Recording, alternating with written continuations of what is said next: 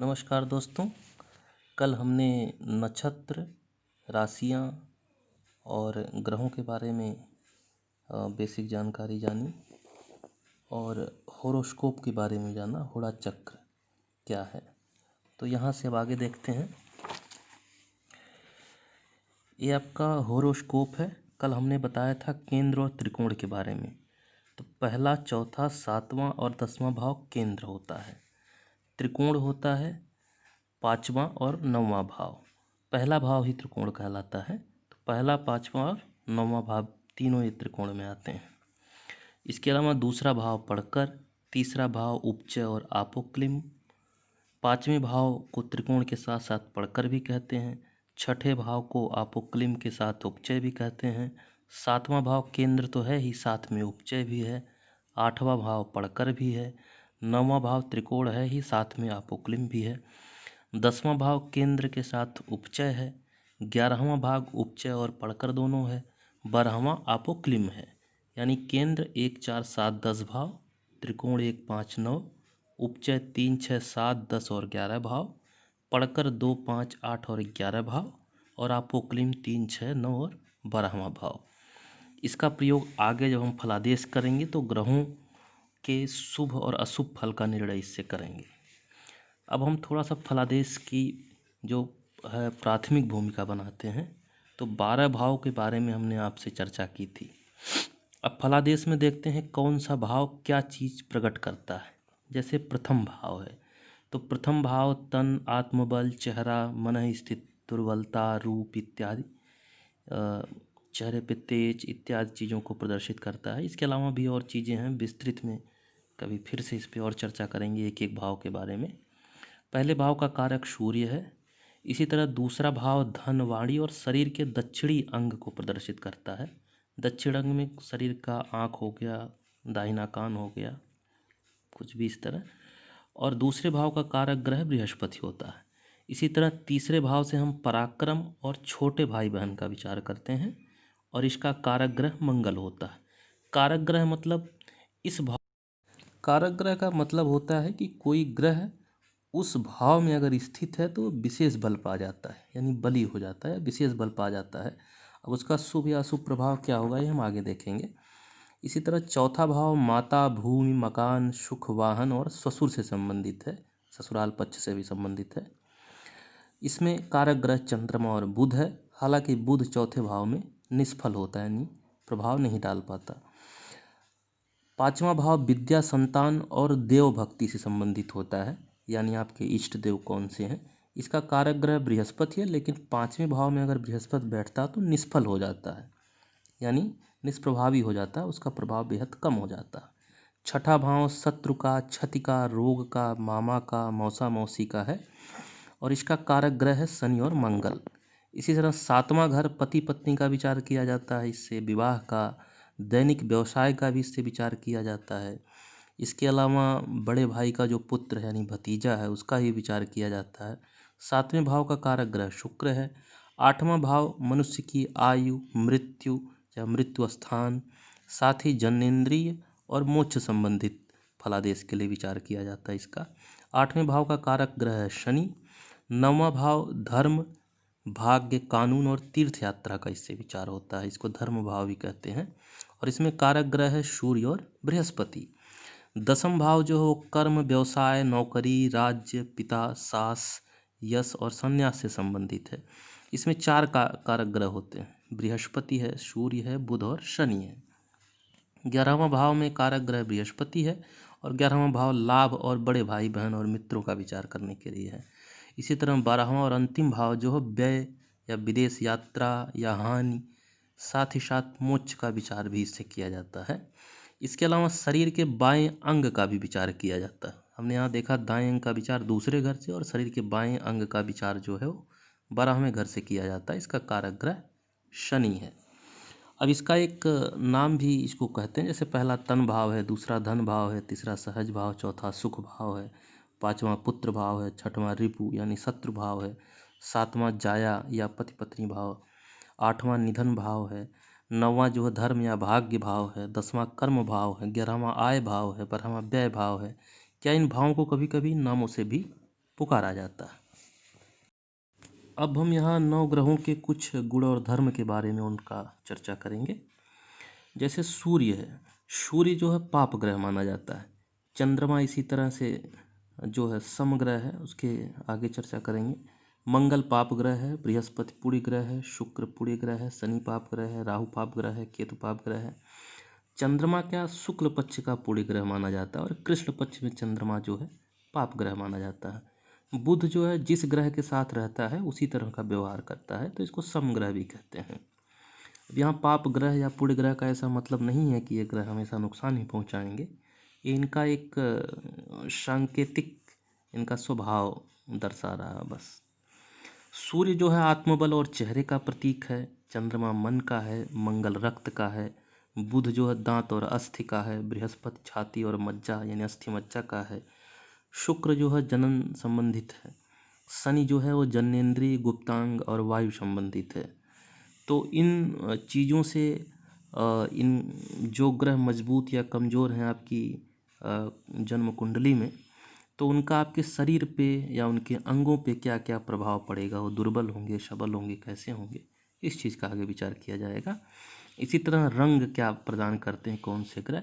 सूर्य है तो लाली गोराई देता है, चंद्रमा है तो श्वेत रंग देता है यानी पूर्णतः गोरा रंग, मंगल है तो रक्त गौर देता है यानी खून जैसा लाल रंग, बुध है तो श्याम वर्ण देता है, बृहस्पति जो है पीला कांचन वर्ण देता है सोने जैसा रंग देता है, शुक्र जो है श्याम गौर रंग देता है, शनि राहु केतु जो हो कृष्ण या श्याम रंग देते हैं।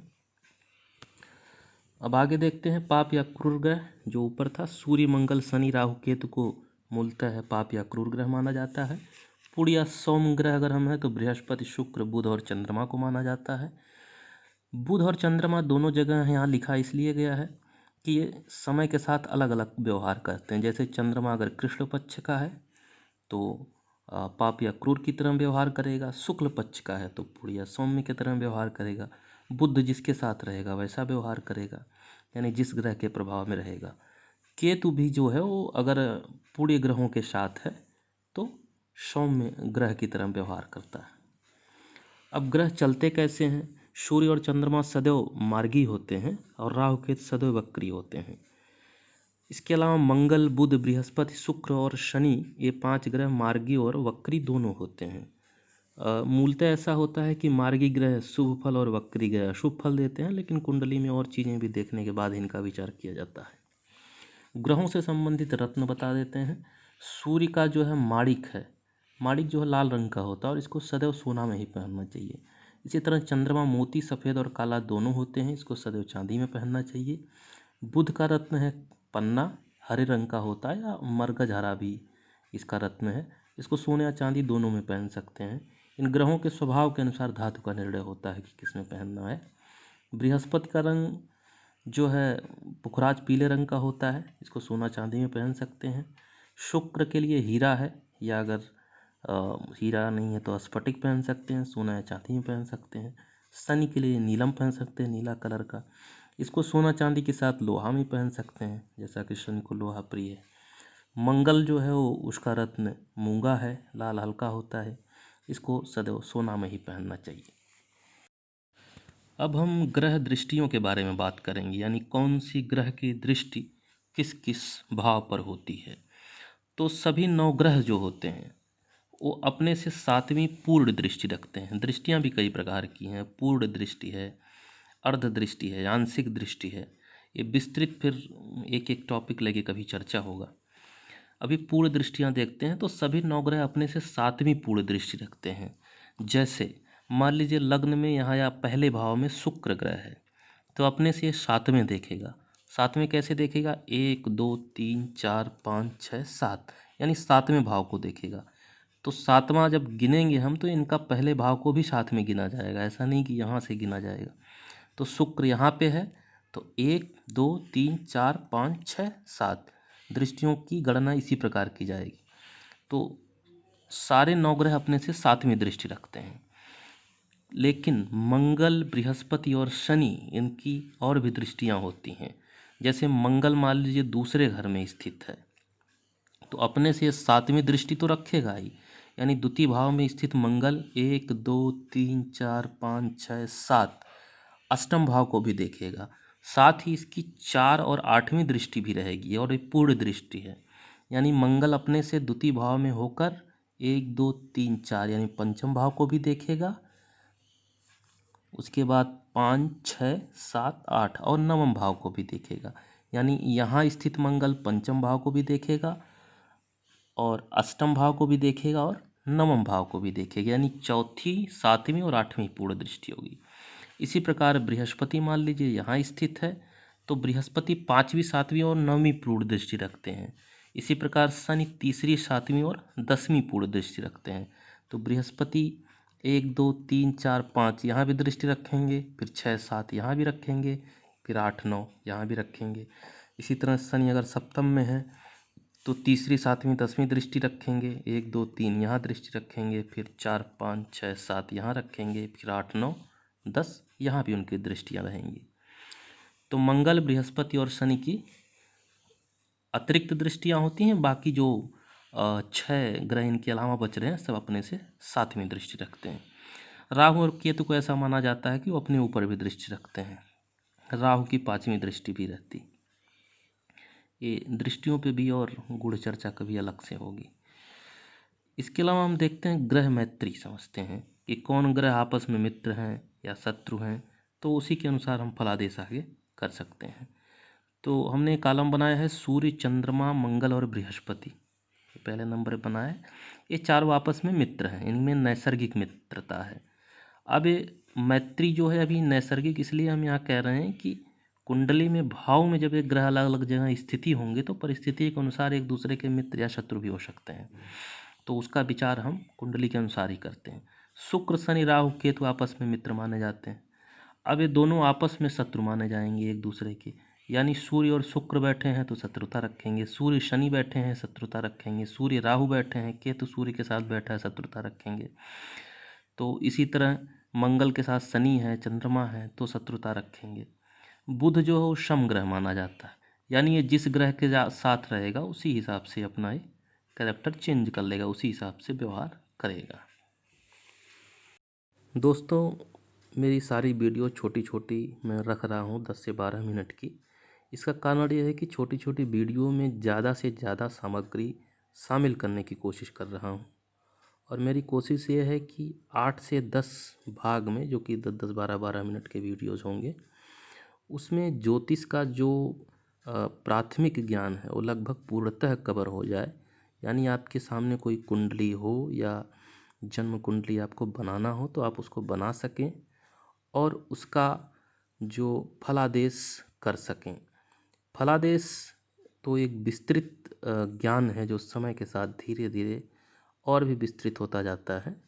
उसके लिए आपको एक लंबा समय अवधि देना पड़ेगा इसमें, लेकिन फिर भी मूल फलादेश या जो बेसिक जानकारियां हैं वो आपको इन 8-10 भाग जो भी हम बनाएंगे उसमें कवर हो जाए। धन्यवाद।